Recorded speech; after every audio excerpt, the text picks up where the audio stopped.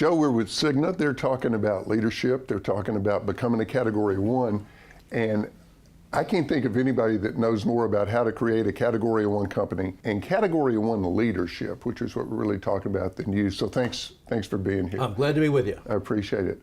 You know, one of the things that I do a lot of times with people is I'll say, if you could go study any company or any organization, actually, anywhere, and learn everything about them, no secrets, for the purpose of getting ideas to bring back to your business and adapt them and use them, who would you go study? And I love the answers I get, because it's everything from, you know, the likely usual suspects, the big companies, to little companies that are doing innovative things. You've seen it all. Who do you admire? And you don't have to limit yourself to just one, but what companies do you admire? Well, I'm a retailer by trade, so yeah. I think of retailers, and just locally here's the Publix supermarkets. Yeah. They're just another supermarket. They're selling bread and milk like everybody else, but they've got nice stores, they're clean stores, and most importantly, their people are really engaged. When you talk to somebody in Publix, it's not go to aisle 3, they say yes, and they walk you to the product and they show you what it is and they help you with it. They've created a culture that's just fabulous. And then for somebody like me who wants to check out instantly, you do get checked out almost instantly at Publix. I don't think I've ever seen a line more than 2 people deep there. They just take care of their customers, and it's just getting the basics right. It's pretty simple. It's a lot of hard work, but it's pretty simple, and they just simply do it, and they make me feel good as a customer. And see, I'm always looking for what's the transferable lesson, because some people would say, okay, yeah, we're not a grocery store. There's nothing there we can use. But what you talked about was engaged people. It's culture. They built a culture in which all the employees are engaged, and they recognize the customer comes first, and they can unload the truck anytime, but they're going to take care of the customer right now and make the customer feel good about being there. And that's a cultural issue, and that comes from the leadership of the company, and it's been there apparently forever. Well, and that's an interesting point, that you can unload the truck anytime, because there are some people that will say, well, the customer's going to have to wait because we've got other stuff to do. Oh, wait a minute, wait a minute. Let's think about it. You know what, though? There's another lesson in what you said in terms of checkout, which is quite simply, how can I be easy to do business with? Which applies to any company. Who else? Anybody else out there that you admire, or any other transferable lessons? Well, yes. There's a local bank here called Pinnacle. Yeah, I know them well. We've been with Pinnacle now for 6 or 7 years or something like that, and we've been with one of the big banks before that. And the big banks, you'd call them, and oh yes, hit 1 for this, and 3 for that, and 17 for this, and before you know it, you're lost in a maze of never talking to a human being. But with Pinnacle, 9 times out of 10, when you call, they pick up the phone and they say, hi, this is Mary, and I'm here to help you. And that's just wonderful. And the services between that bank and the previous bank are probably about the same. The difference is the people are there to talk to you and respond to you and take care of you. Yeah, it's the connection. I want to ask you a big, broad question. And there are lots of answers. There are lots of right answers, but I want to hear your answer. What do you think is a leader's most important job? Well, I think there are a couple of things that a leader needs to do. First of all, you've got to set clear direction for where your organization is going. There should never be any confusion. We're going over that hill, we're going to take that, whatever, just go in that clear direction. And as a leader, you need to be able to say those things repetitively so that everybody understands where we're going. A second, and I see this happen a lot of people get to senior positions and they continue to micromanage as if they were at a lower level. I think one of the key jobs for a leader is to push decision making as far down the ladder as you possibly can, to the point that decisions are being made by the people who have to carry them out, not by a senior person. And I'll tell you, I'm proud to tell you that when I was a CEO, I made almost no decisions. I pushed all the decision making down the ladder. I made high-level personnel decisions with the input of my team. I made high-level strategic decisions with the input of the team, but mostly I pushed it down, and that gave me time to do other things other than make decisions on lower-level subjects. You've hit a couple of my hot buttons. One is, because my answer to what's a leader's most important job is to create a shared focus and to create clarity. And of course, there's other things that a leader does too, but I think it starts with that shared focus and clarity. And I love something that you said, which was about repeating it, because I talk a lot about repetition and reinforcement of these ideas. How important is that? Because I know you were a master of that with Tractor Supply. Our mission and our values were very, very clear and very simple, and we repeated them all the time. They were in the handbook, they were on the walls, we talked about it in every meeting, and I every time we'd have a sales meeting, I'd get up there and talk about the same thing over and over again. Our mission is to work hard, have fun, and make money. And we talked about our values and talked about them repeatedly, and you can't underestimate the importance of a leader talking about where you're going and what you believe in repetitively. They see you once in a while, they want to hear the same message repeated all the time. I know at the sales meetings, often I'd be getting ready to get up on stage and an old timer would come over to me and say, "Hey, Joe, what are you going to do? Talk about what you always talk about?" And I'd say, "You're damn right." It's your job. Yeah. The most important message, the most important thing a senior leader does is set the direction, and you've got to talk about it over and over again. It's like raising kids. You got to keep talking about what's important repetitively. I've got a friend that's got Marty Grunder, who's the CEO and owner of a great business, an upscale, booming landscaping business in Dayton, Ohio. And Marty says, he says, "I don't think I'm doing my job in terms of reinforcement unless my employees start making fun of me for saying the same stuff." And the thing is, it's interesting because if there's one thread that I see run through really effective leaders of companies of all kinds, they always come back to that idea of, as you said, in Becoming a Category 1, when I interviewed you for that book, you said, we just talk about this stuff all the time. Pinnacle is a great, Pinnacle Bank that you mentioned, great example of they basically got two things, and they come back to them all the time. Let me ask you this. I believe that consistency of performance is the great brand builder, and inconsistency of performance is the great brand killer. You ran a really big organization, far-flung, a lot of people in a lot of places. How do you do that? How do you maintain consistency of performance? And what do you do when that falls? How do you correct course when you lose consistency? Well, consistency it's a full-time job. I mean, you're at it all the time. Now, I start off as a leader by modeling the right behavior for other people. Yeah. So let me give you a rough idea of my life. For more than half of my work weeks for nearly 30 years went something like this. I left on Monday. I took with me the regional operating manager for 100 and some odd stores, and I typically took with me 2 other people from anywhere in the business. I'd pick a high potential person from HR or marketing or IT or accounting, and we'd go out and we'd hook up with a district manager on Monday night, and we'd spend Tuesday, Wednesday, and Thursday in the stores, and we'd be talking to employees and talking to customers and listening and just gathering information so we know what's going on. The more we know about what's going on in the field, the better the decisions we'll make. And I know a lot of people say, well, nobody's going to tell the CEO anything except what he wants to hear. Not true at all. I got to the store, I'd introduce myself, and they'd say, "Hello, Mr. Scarlett." I'd say, "No, the name's Joe. What part of the store do you take care of?" "Oh, the pet food area." "Let's take a walk over to the pet food area."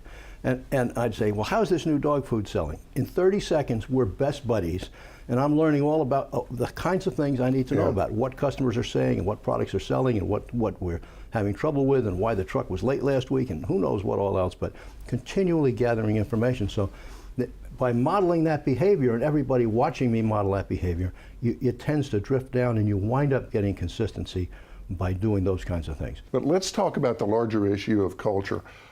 How important is culture to an organization? Let me just start there. It's everything. It's your competitive advantage. Anybody can, in our world, anybody can open a store and fill it up with merchandise. The difference is the culture and how you build that culture and how you bring things together.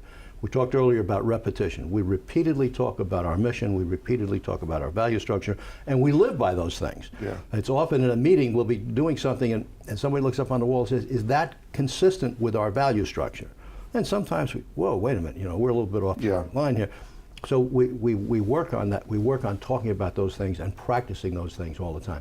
One of the things we do that's very, very powerful is your title is store manager or district manager, whatever your title is. The second part of your title is you are the minister of culture for your business unit. So it's up to you. You see the boss going around talking about our mission and talking about our values, but you are responsible for doing the same kind of thing in your part of the business.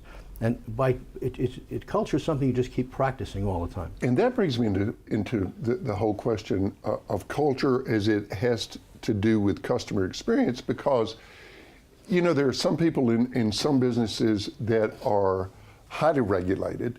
They've only got so much that they can do for a customer because they've got rules, they've got regulations. But there's still the impact of the customer relationship and the customer experience.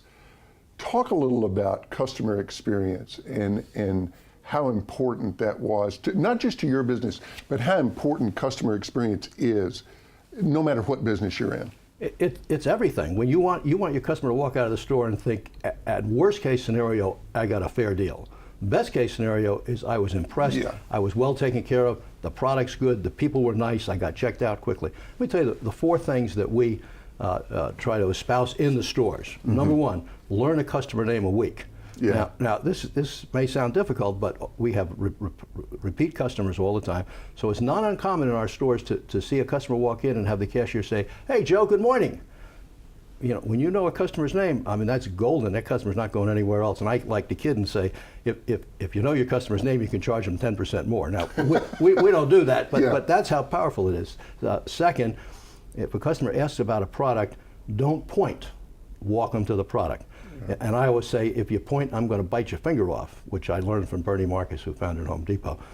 So walk them to the product, and then ask the question. We have a particular question we want to ask in our stores, which is, what are you looking for? Mm-hmm. If you say, can I help you? The universal response is, no thanks, I'm just looking. If you say, what are you looking for? That's a specific question, and 3/4 of the time you're going to get a specific answer, which allows you to engage in a conversation to sell a product. And the fourth of those, you learn a customer's name, you walk them to the product, you ask the right question. And fourth, and most important for impatient people like me, is really practice three as a crowd, which means when you get 3 people in line, open the next checkout. Yeah, if there's 3 people in line at a register, that's automatically. Yes, automatic. You take care of the one. customer. Yeah. 2/3 of our customers are men, and men have no patience. So you want to take, when people are ready to pay you, you want their money right away. You don't want to frustrate them. I'm thinking about kind of devil's advocate here. Okay, but I work in a call center. It's over the phone. I don't. Every time I talk to a customer, it's the first time I've talked to that customer, and yet I'm thinking about every principle that you just talked about and how that can absolutely apply. Customer contact is customer contact, and don't you think it's kind of just a mindset about customers and the level of priority that you give to customers and the relationship? Customers always come first. One of the things, for example, if there's a phone call into a store and the store has a customer, they say, excuse me, call me back later on, I'm going to go take care of the customer. And that's part of our culture. The phone call from the head office never comes before taking care of the customer. So customers are first all the time. Yeah. Let's continue this idea of the impact of customer experience. Talk about, and see, I think this is where, particularly today, particularly with the internet being everybody's chance to get on a soapbox and talk about what they like or what they don't like, how important to any business is the power of word of mouth, positive or negative? What kind of impact does that have? It's everything, and that's why, for example, I was talking earlier about how important it is to learn your customers' names. That bonds them to you in ways that you can't otherwise. But boy, if you've got a customer that's bad-mouthing you anywhere, that spreads like a virus, and the good news spreads much more slowly. Yeah. One of the things we do to inspire good customer service is we're always celebrating success. If you do something well, we're going to pat you on the back. We're going to make a big deal out of it. We encourage our store managers to write a paragraph or two about a success that took place in the store. One of the common examples we have is how Mary Jo was working with a customer selling a $3,000 riding lawnmower, and the customer had already been to Lowe's and been to Sears and was in our store, and we sold it. And we want a story about how Mary Jo did that, and then we pass it around, pass it all over the company internet and celebrate that success. By talking about customer success, you get more and more of it, and people take pride in being able to reel in a big sale, to take good care of a customer, and we continually celebrate those kinds of things. And that goes beyond customer success. I know most of the really great companies that I've worked with are intentional about sharing success stories from department to department, sharing good ideas, hey, this is what works for me. And then the other two, listen, I've run into a problem. This is something that we come up against, every week it seems like. How do you guys handle that? And companies that struggle tend to not communicate a whole lot. I know you've always been a huge proponent of, it's almost like you can't over-communicate. You can't over-communicate the good stuff. That's very. Yeah. You want to be honest. We pride ourselves on being a no secrets company. Yeah. Every quarter, we bring all of our people together at the store support center, and we share with them the financial results for the last quarter. And here's what we did well. Here's what we didn't do well. Here's what we need to improve. Here's some concerns. And here are our plans for the future. And then we try and find some stories about people that have been successful in the past quarter. We celebrate success. We pat people on the back, and we do all kinds of things to encourage more of the same kind of performance. I think it's very important from a cultural standpoint to spend lots and lots of time patting people on the back for really good work. And the more of that you do, the more of it you get. Yeah. And then if you have the other side of the coin, you want to do that in private, constructively, and quickly. Another little perspective on patting people on the back and success stories. I love superstar performances or somebody that's gone above and beyond. I've always said that what I love even more than that kind of story is a customer who writes or calls or posts on the internet and says, no matter who I deal with at this company, they always do a great job, which is, now we're getting back to that consistency in the culture, which is, if I ask a question, who should I go to in your company for a great customer experience? The correct answer I always say is anybody. Everybody. Yeah, everybody. Yeah.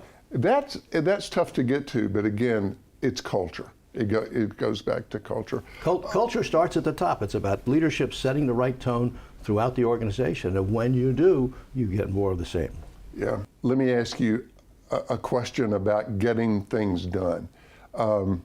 A lot of people have had the experience of being in a meeting where there's flip charts and you make lists and you stick them on the wall and then you tear them all down, and a month later everybody's looking at each other saying, all that stuff we put on those flip charts, so what was up with that? Nothing ever happened. This seems like kind of a duh question, but when you come up with things to do, which every company does in every meeting, here are the things we should do. How do you actually then, after the meeting, make sure that they get done? Well, first of all, the question is how many things you want to get done. If you got too many things to get done, you're wasting your time. So you got to narrow the funnel down to what you can really get done. If you've got 15 priorities, you got 15 priorities, you got none. You got no priorities. You got 2, 3, or 4, you're okay, which is exactly what we would do. I always worked very hard to keep things simple throughout the organization in everything we did. Interesting example, we're a big company and we need to send information to the stores. Well, if you let every Tom, Dick, and Harry in the office start sending information to the stores, you get some people will send them a 4-page memo and some will send a 1-sentence email. Yeah. So what we've done is we've narrowed it down to a funnel, and you can't send anything to the store. It's a broadcast to the stores that doesn't go through the funnel. And the funnel, it says here's how you write, and here's how and you no long sentences. Make it very, very simple. And then I, as a leader, if you tried to send me a 2-page memo, my immediate response is, I deleted it. Don't waste my time. If you can't put your thoughts down in a few sentences or a few paragraphs, don't waste my time with it. Another thing I did to keep things simple is so many people want to use all these acronyms that nobody can understand. Yeah. And whether I knew them or not, I'd say, excuse me, what does that mean? And after a while, they stopped using them. Yeah. So that when somebody said something, you understood what they're talking about. Well, I got to tell you, there are a lot of great things going on at Cigna right now, and I love being a part of that. And having you bring your perspective and your experience to share with them means a lot. So thanks for being here. Well, I'm glad to be here. I worked for Tractor Supply for nearly 30 years, and I love to share stories from that company and from the great culture we had there. Well, we learned a lot. Thanks, Joe.